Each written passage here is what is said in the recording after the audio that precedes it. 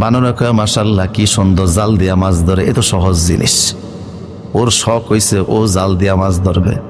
ও নিজে আইসা জালটাকে পাশ থেকে জালের রশিটারে খুইলা হাতের ভিতরে বাইদা জালের ভিতরে দইরা যে পুকুরে নিক্ষেপ করতে গেছে, জাল কি মাছের গায়ে পড়ছে না হের গায়ে পড়ছে?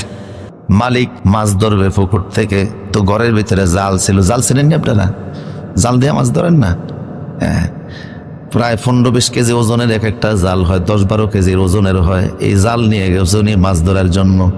তা হাতের ভিতরে জালের রসে বাইদা জালতে 2 হাতে দইরা পুকুরে নিক্ষেপ করছে। বড় বড় কাতলা রুই মাছ উঠছে, ঘরে নিয়ে রান্না করে খাইছে। আর জালটা রোদের ভিতরে শুকানোর জন্য বাসার ভিতরে বাইদা গেছে।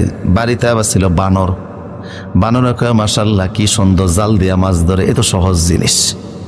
ওর শখ হইছে ও জাল দিয়া মাছ ধরবে।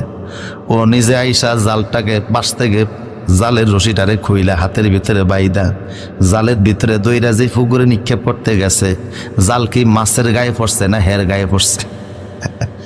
জালের মধ্যে ফেঁসে ফেঁসে রয়েছে। সন্ধ্যা হয়ে গেছে, মালিক আসছে জাল ভরে নিতে, আইসা দেখে বানর ফেঁসে রয়েছে। উনি বুঝতে পারছে যে ও দুষ্টামি করতে গিয়া নিজেই ফেঁসে আটকে গেছে।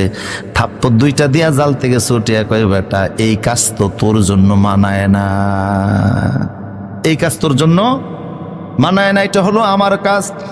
যার কাজ তারে করা সাজে, কথা বলে ঠিক কিনা? যার কাজ তারে মানে আইন বানান, এটা তোমার কাজ না।